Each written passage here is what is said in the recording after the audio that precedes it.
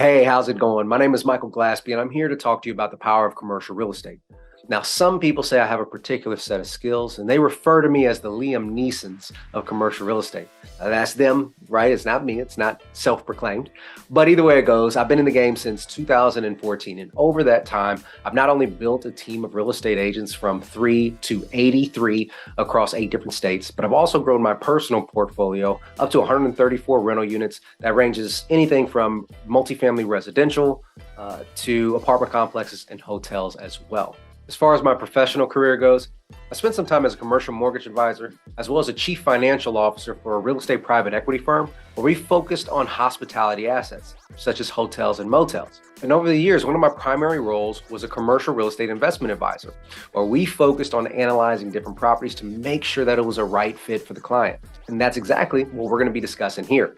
During these next couple of hours, we're going to go ahead and discuss everything from start to finish with the commercial real estate process. How do we get over some of the mental objections of the complexity of commercial real estate, or potentially the size of the deal may be considered massive in our minds?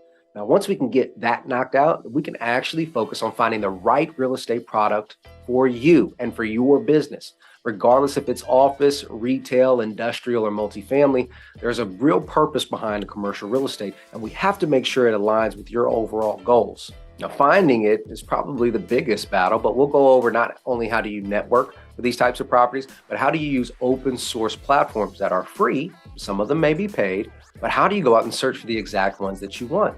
After you find it, after you make sure the numbers work, then we're going to discuss how do you fund it, right? Where do you get the money from so you can keep as much of your hard-earned money in your pocket? So if you're looking to expand your business, diversify your portfolio, invest passively into real estate, or maybe start a whole new adventure altogether and start your commercial real estate journey, this will be for you. Look forward to seeing you soon.